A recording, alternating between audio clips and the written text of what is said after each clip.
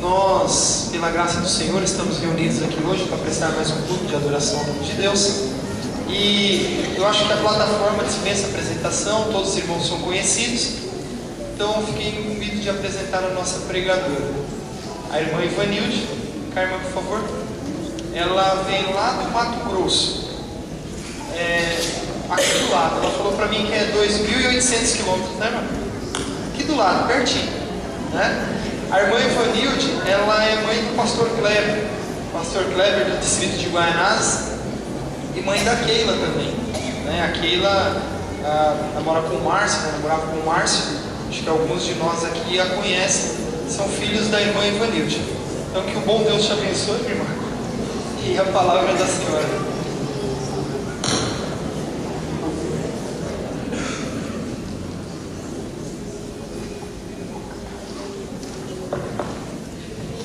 Agradeço a apresentação do irmão.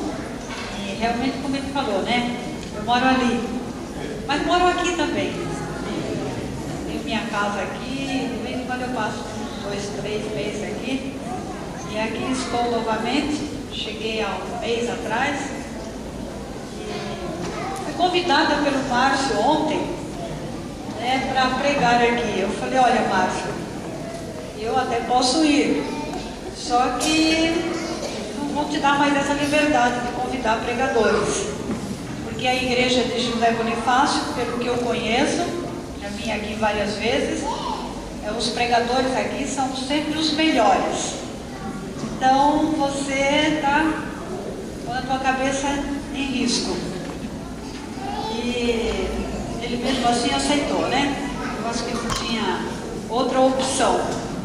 Mas depois da oração do irmão, depois de orar muito em casa, e eu acredito que Deus vai dar a mensagem hoje através dessa pessoa que necessita de ser realmente revestida pelo Espírito Santo para trazer uma mensagem que esta igreja necessita receber.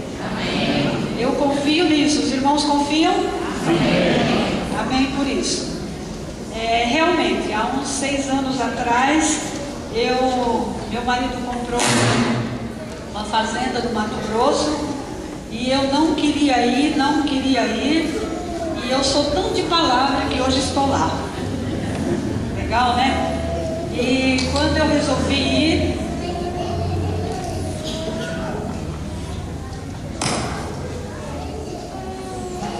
fiquei com medo de dar outro pânico, eu não posso ficar muito parada, numa que está frio, né? E eu fui para lá, no Mato Grosso. Quando eu cheguei lá, era uma casinha de madeira, sem forro, e era praticamente um rancho.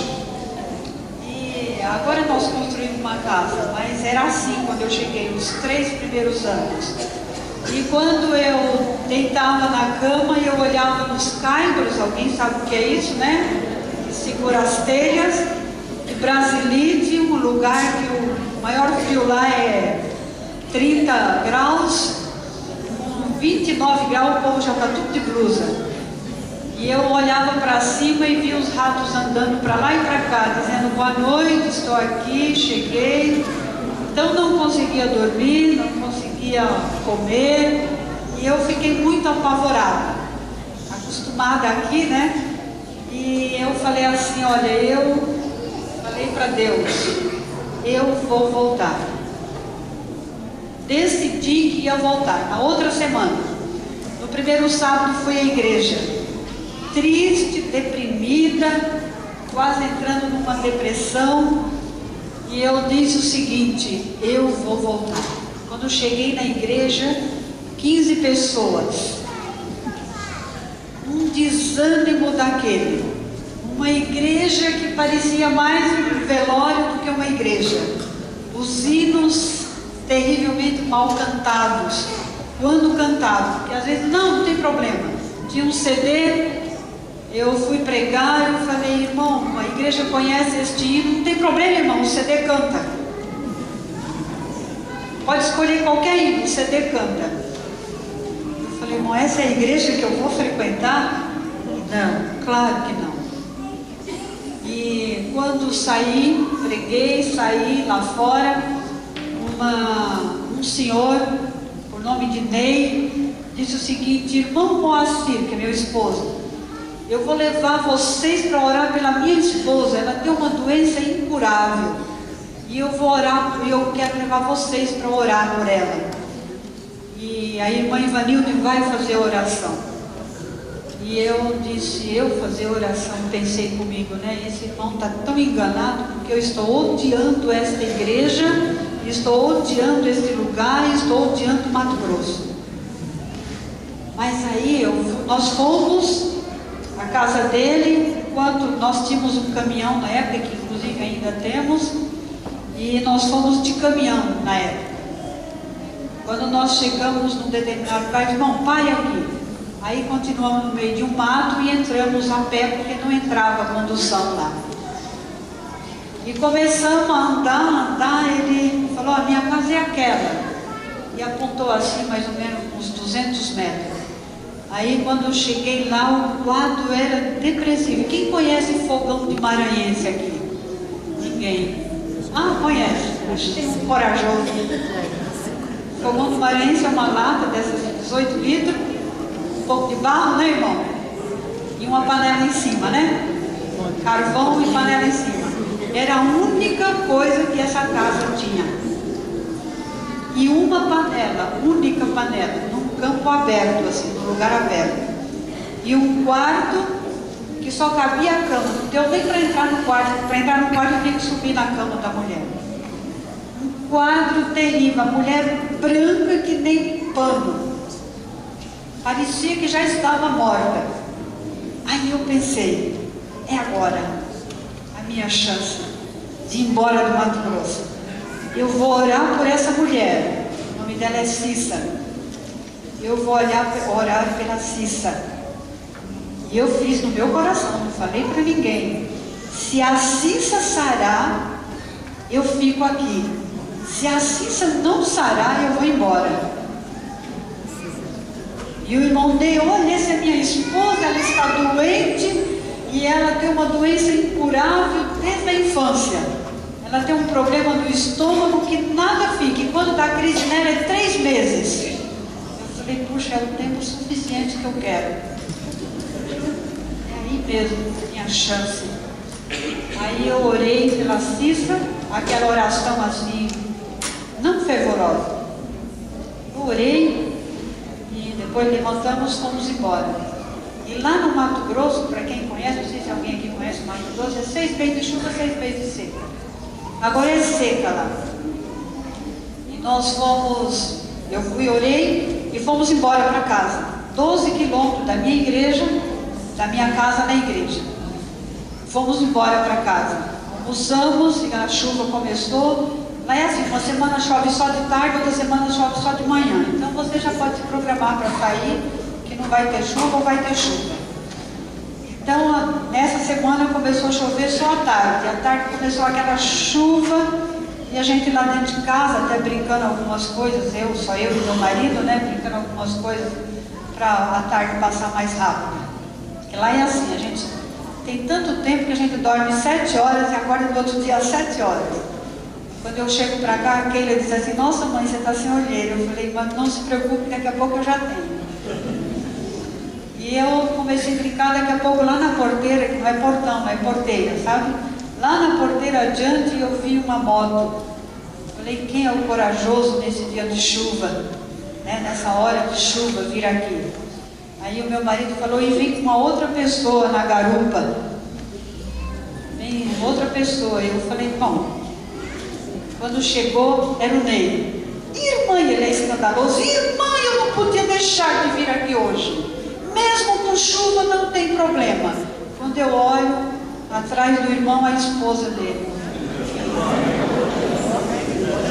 Ele tão feliz e eu tão triste. Irmãos, eu confesso isso. Já contei até para eles lá na igreja. Quando eu olho assim, a Cissa, corada, não era mais a mulher que eu conheci. Porque quando eu a vi de longe, eu pensei que não era ela. Era outra pessoa.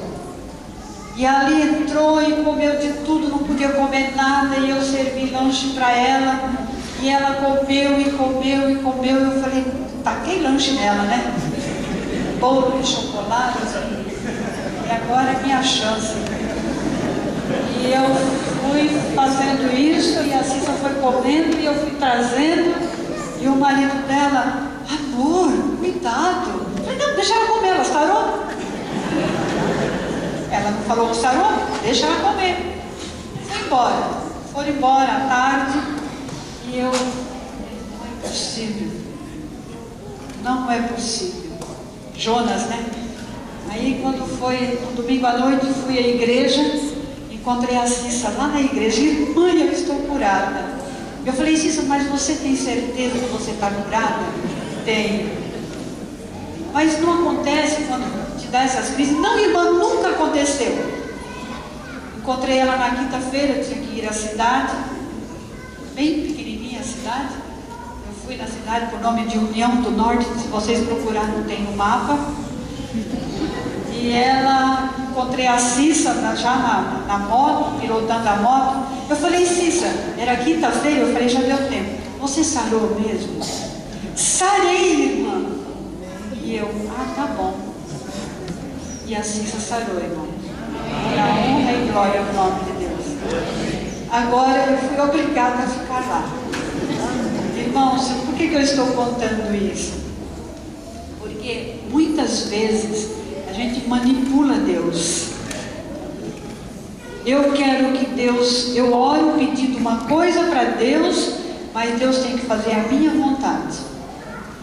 Isso é manipular Deus. E eu fiquei nesta igreja, irmãos.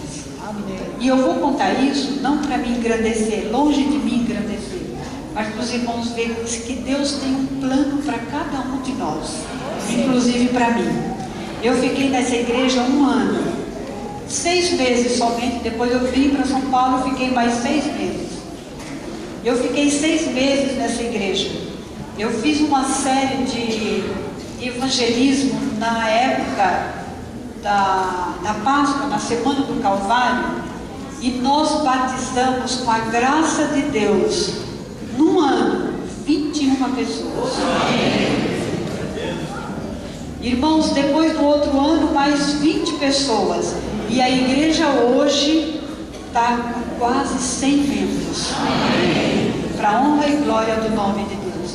A única tristeza que eu sinto é porque quando eu venho, vem um monte de telefone, minha irmã, venha logo. E eu às vezes não quero ir logo, né? Porque tem a Keila aqui, tem o Kleber, que alguns aqui conhecem, o irmão conhece, né? Inclusive tem um irmão aqui na plataforma que tem um nome muito bonito, não é? Como é seu nome, irmão? Paulo? Quem é que chama Ivanildo aqui? Quem é que chama Ivanildo aqui? Não está? Ah, que pena. Ele está? Ah, entendi que ele estava preso. Estava preso, estava trabalhando. Que alívio. Porque lá na minha igreja tem uma Ivanilde, meu nome é Ivanilde também. Eu falei, esse é um nome lindo, não é? Eu gosto desse nome, né? Não posso trocar. Tem que gostar, né? Irmãos, então o poder de Deus se aperfeiçoa na fraqueza. Quanto mais a gente sente necessidade, quanto mais você se sente fraco, como eu estava me sentindo, eu vi o poder de Deus na minha vida. E isso me ajudou muito, porque de uma certa forma Deus disse para mim, olha, a minha vontade é essa, a tua não é, mas a minha é. E eu, irmão, simplesmente aceitei a vontade de Deus. Mas o sermão de hoje não é baseado nessa história, mas nós vamos falar sobre Pedro. Um Pedro antes e um Pedro durante e um Pedro depois. Pedro quer dizer pedra, né? Então já está dizendo que é uma pessoa dura de coração. Eu acredito que aqui nessa igreja não existe ninguém duro de coração igual Pedro, né? Mas eu sou mais ou menos igual Pedro, é por isso que eu o admiro. Duro de coração, precisa de Deus chamar a atenção, dar uma sacudida para poder a gente acordar